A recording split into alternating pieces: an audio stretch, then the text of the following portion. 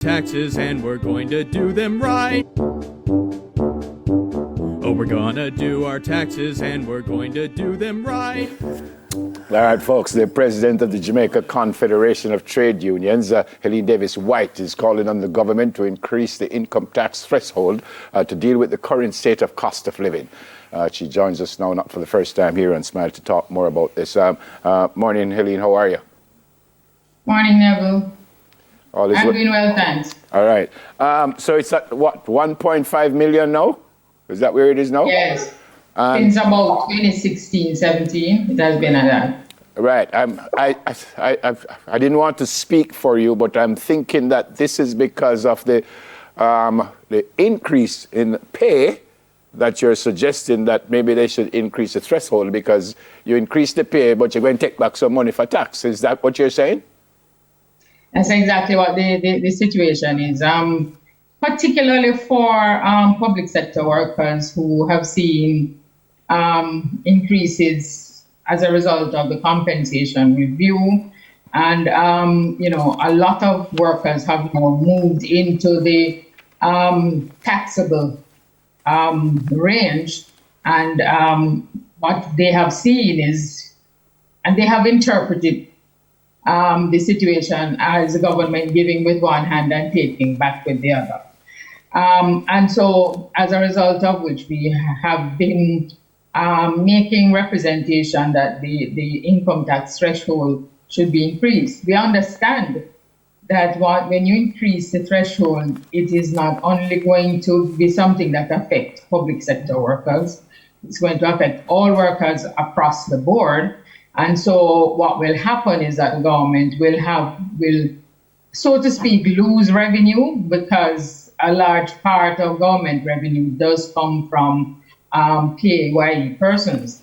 And we would not want what happened in 2016 to happen here when the government moved it one shot to 1.5 million, and we ended up with a tax package of just about close to $30 billion.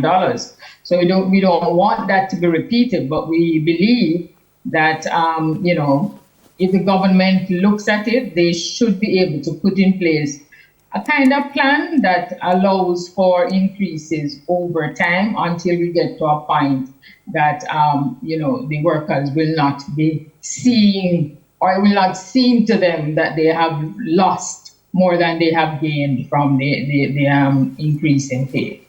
Well, Helene, some people would say, but hold on a moment, I have been paying with the threshold for so long because that's what I earn. So why should the public sector workers get some kind of consideration just because they have now joined me in paying within that threshold?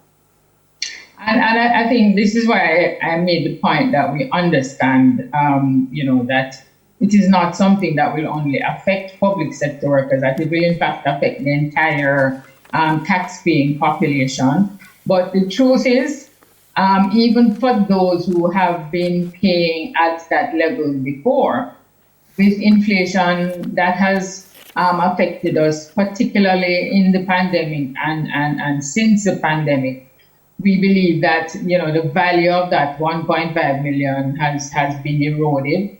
And so for that reason as well, we believe that an increase in the threshold across the board may be something that will assist workers wherever they are to be able to deal with some of the difficulties that they are now facing. Mm-hmm. Yeah, it's kind of a chicken and egg, isn't it? Because as you say, if you give them more and you take it back, they're kind of at the same spot. But again, you don't want that 20 billion bill that we had. Do you have a number? What do you want it to go to? 2 million? We believe that it could move to 2 million, but we believe that it is something that should be done not necessarily in one shot, because as we say, we accept that the government, if they increase the threshold, they will have to find, because what they will be doing is losing revenue, and so they'll have to find means of being able to replace that revenue that's lost based on our particular circumstances. And we don't want to go back down the road of making our population so indebted that even our grandchildren and great-grandchildren will be paying for the mistakes that we make now. But we believe that if we look at it, there can be a means of us getting to that point over a period of time. Yeah, I think that's the challenge. As you said, the last time there was a change, of course, there was a dip in revenue for government.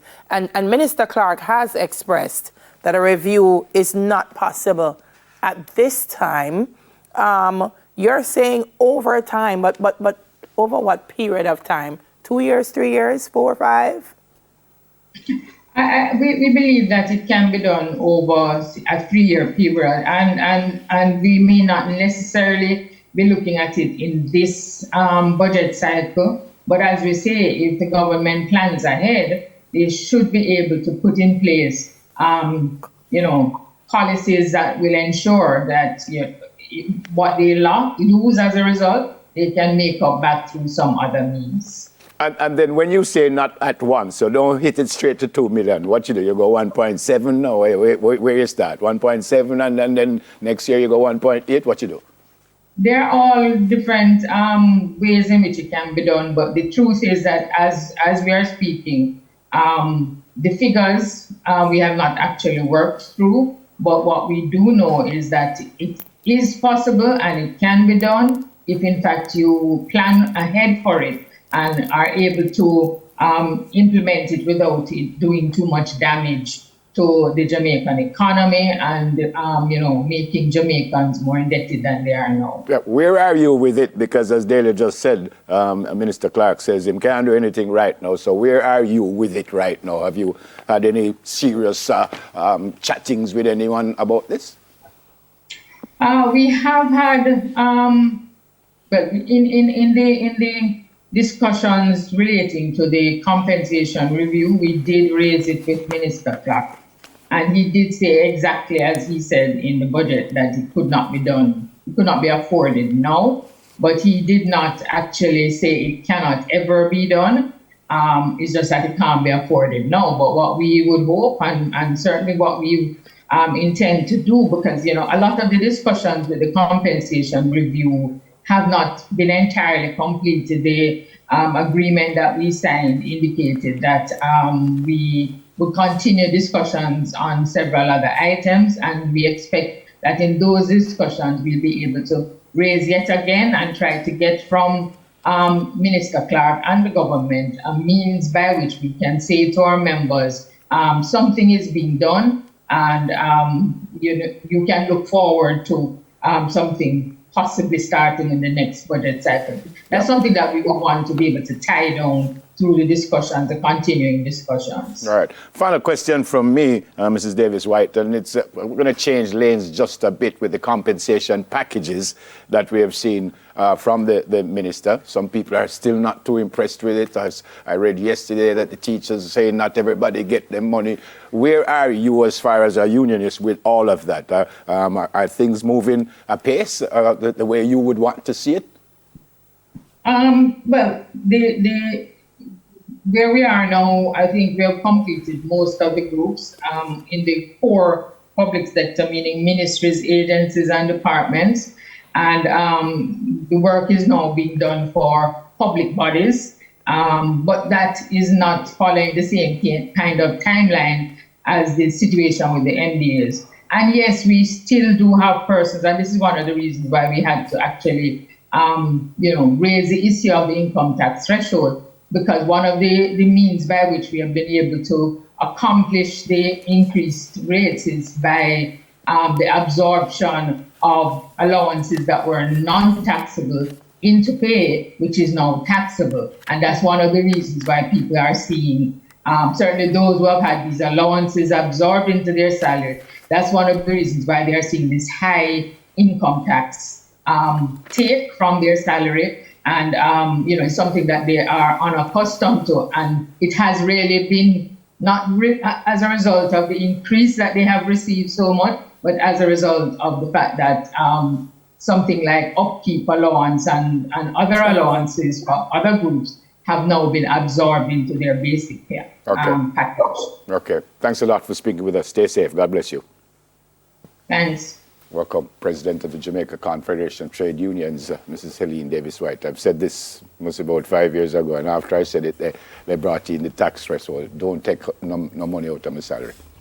I don't see why I pay an income tax. And I'm being very serious. I mean, I pay general consumption tax, I pay land tax, I pay education tax. So I can pay a tax for this. So I can decide whether I want to buy it or not.